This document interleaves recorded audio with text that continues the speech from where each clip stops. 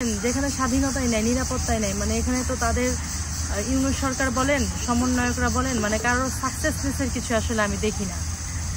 কারণ দেখেন, আপনি খোলা ময়দানে বসে কথা বলবেন, সেখানেও হচ্ছে আপনার ঝামেলা, সেখানেও কে হচ্ছে আপনাকে ট্রেস করতেছে, কে আপনাকে এই করতেছে, আপনার চতুর্দিকে চোখ রেখে বলতে হয়। তারপরে হচ্ছে কি আপনি রাস্তাঘাটে কোথাও যাবেন, আপনার নিজের মতে আপনি চলতে চাইবেন। তো আমরা আসলে বাক স্বাধীনতা কাকে বলি?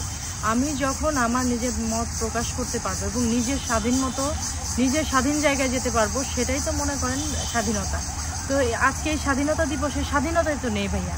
আর সরকারের কিভাবে বলবো যে সরকার হচ্ছে আমাদের স্বাধীনতা দিচ্ছে, আমাদের মৌলিক চাহিদা পূরণ করছে।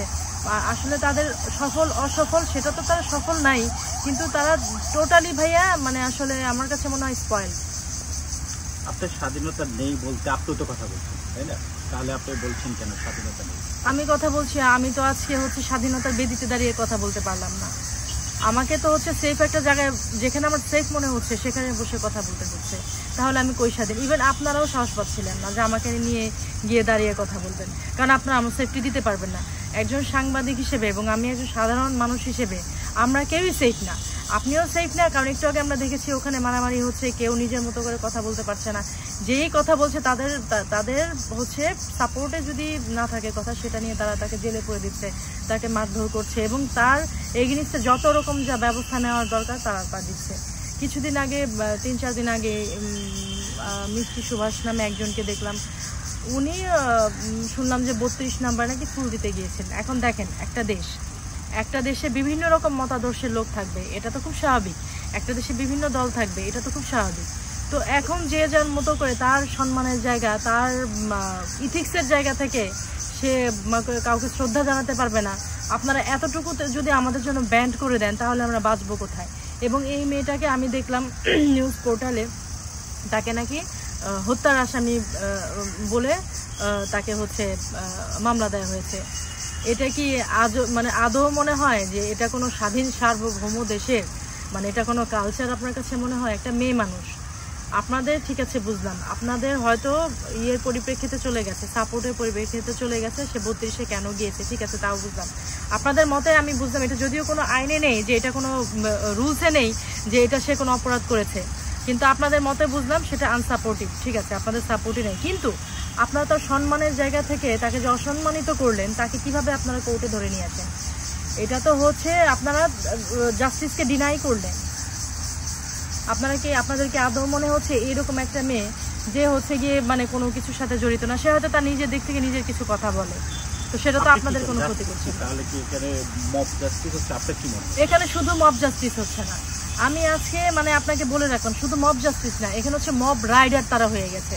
যা মব জাস্টিস তো একটা হচ্ছে নিজের মতো করে মানে প্রচার করা, জনশাসনের উপর চাপিয়ে দেওয়া, কিন্তু এরা অলরেডি মব রাইডার হয়ে গেছে। আর মানুষ যখন মব রাইডার তো বোঝেন যে একটা কিছুর উপর চেপে বসা, মনে করেন একটা ঘোড়া, সে হচ্ছে গিয়ে মব এবং রাইডার হচ্ছে তার উপর চেপে বসা। মানুষ যখন মব রাইডার হয়ে যায়, সে ফ্যাসিস্টের চেয়েতেও খারাপ জায়গায় যায়। তা না হলে এরা নারীর প্রতি মানে তুমুল অশ্রদ্ধা পোষণ করছে। 2 নাম্বার কথা হচ্ছে তারা জনগণের দিকে কোনো তাদের খোঁজই নেই। তারা তাদের নিজেদের স্বার্থ, নিজেদের অহমিকা, নিজেদের পরিচিতি, নিজেদের শোডাউন, এগুলি নিয়ে তারা ব্যস্ত। তারা আমাদের দিকে কই তাকাচ্ছে? আপনার কি মনে হয় তাহলে ইউনিট সরকার কি আপনার দৃষ্টিতে কি সফল না? ভাইয়া, আপনি ইউনুস সরকার এই একটা তকমা লাগালে কোনো লাভ হবে না। ইউনুস সরকার তো ইউনুস সাহেব একা না, ওনার সাথে তো আরও যে সমন্বয়ক আছেন, যারা আছেন, কেউ হচ্ছে পানি সম্পদ, কেউ বিচারক, কেউ হচ্ছে এই বিভিন্ন নামের সমন্বয়ক। আমার যতটুকু বয়স হয়েছে এত মন্ত্রিসভা দেখলাম, কোথাও আমি সমন্বয়ক নামক এই কথাটাই আমি কোথাও শুনি নাই, আপনি দেখেন, দেশে যতবার আন্দোলন হয়েছে, যতবার সংগ্রাম হয়েছে, সেটা আপনি 250 বছর আগের ইতিহাস যখন ছিল, এখনকার ইতিহাস আপনি বলেন, আপনি পলাশির যুদ্ধ বলেন, আপনি হচ্ছে বাঁশের কেল্লা বলেন, তারপর আপনি 52-র ভাষা আন্দোলন, 71-এর সংগ্রাম বলেন, যেগুলি হচ্ছে গিয়ে আমাদের 1900-র মধ্যে যে সংগ্রামগুলি পড়েছে, এগুলি প্রত্যেকটাতে কিন্তু স্টুডেন্টরা ছিল, এখানে ওতপ্রোতভাবে জড়িত ছিল। কিন্তু স্টুডেন্টরা প্রত্যেকটা জায়গায় আন্দোলন করে, কেন করে? তাদের রক্ত গরম, তারা দেশকে ভালোবাসে এবং দেশের ন্যায় অন্যায়ের সাথে তারা জড়িত, এবং পারিবারিকভাবে, সামাজিকভাবে তারা যেটাকে জটিল মনে করে, যেটাকে মনে করে দেশের জন্য এটা এখন অস্থিতিশীল কোনো পরিবেশের অরাজকতার কোনো নৈরাজ্যের কোনো সৃষ্টি করবে সেটা নিয়ে তারা আন্দোলন করে। যুগে যুগে এটাই হয়ে আসছে। 1900 সালের পর থেকে আমি যে কালচার তাকে সেটা বলছি, যতটুকু আমার স্টাডি এবং যতটুকু আমার জানা মতো আমি বলছি। এখানে কিন্তু প্রত্যেকটা জায়গায় স্টুডেন্টরাই ফার্স্টে আন্দোলন করে, এরপরে হচ্ছে পারিবারিকভাবে মানুষ যারা হচ্ছে নর্মাল চাকরিজীবী বুদ্ধিজীবী সরকারি পর্যায়ে প্রত্যেকেই করে। তো এই জায়গাটা থেকে এত স্টুডেন্ট, এত বঙ্গবন্ধু শেখ মুজিবুর রহমান উনি একসময় স্টুডেন্ট ছিলেন। স্টুডেন্ট থেকে উনি হচ্ছে যখন মুসলিম লীগ ছিল তখন থেকে উনি মুসলিম লীগের সাথে ছিলেন। আস্তে আস্তে যুগের সাথে উনি আওয়ামী লীগের প্রতিষ্ঠা হলো, সেখানের উনি কর্ণধার হলেন। আস্তে আস্তে সেখান থেকে জিয়াউর রহমান, শহীদ প্রেসিডেন্ট জিয়াউর রহমান উনি ওনার হচ্ছে ইয়েতে ছিলেন, ওনার মত মতো উনি দেশের স্বাধীনতা ঘোষণা করলেন। এরপরে উনি নিজেও একটা দল গঠন করেছেন। কিন্তু কোথায় আপনি স্বাধীনতার ঘোষণা করেছেন? আপনার বঙ্গবন্ধু শেখ মুজিবুর রহমান উনি যখন কারাগারে ছিলেন ওনার নির্দেশ মতো উনি ঘোষণা করেছেন। ওনার নির্দেশ মতো কে ঘোষণা করেছেন? জিয়াউর রহমান ঘোষণা করেছেন।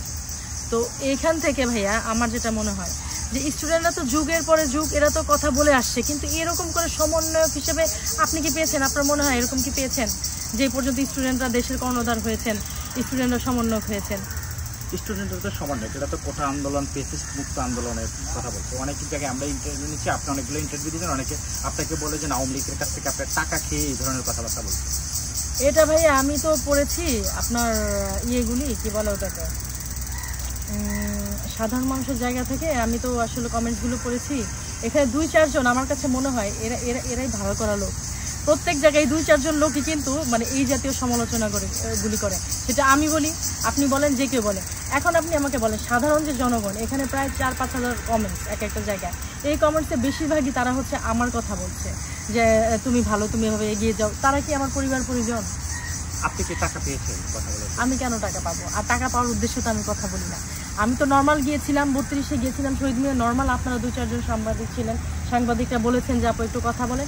কথা বলতে বলতে ওইখান থেকে আসলে কথা বলা, আমি তো কথা বলার উদ্দেশ্যে আর ওখানে যাইনি।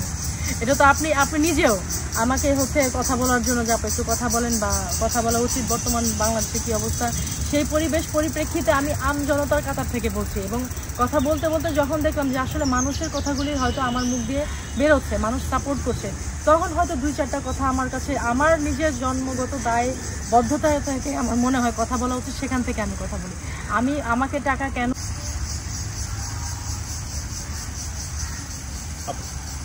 আপু বর্তমান সময়ে যে রাজনীতি দেখছেন বা হচ্ছে, এই যে ইউনূস সরকার, আপনার কি মনে হয় এই যে এই 7-8 মাসে কতটুকু সফল?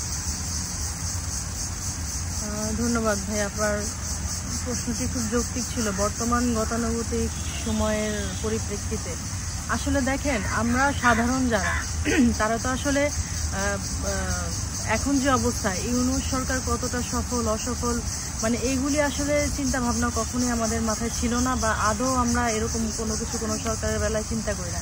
আমরা কি চিন্তা করি? আমরা চিন্তা করি সরকার যে সেই মানে সে যেই হোক, আমার হচ্ছে 3 বেলা ভাত, দ্রব্যমূল্যের ঊর্ধ্বগতি, আমার নিরাপত্তা, এইগুলির হচ্ছে গিয়ে সে যে আমাকে যে দিতে পারবে সে হচ্ছে গিয়ে আসলে সরকার। তো বর্তমান পরিপ্রেক্ষিতে যদি আপনি বলেন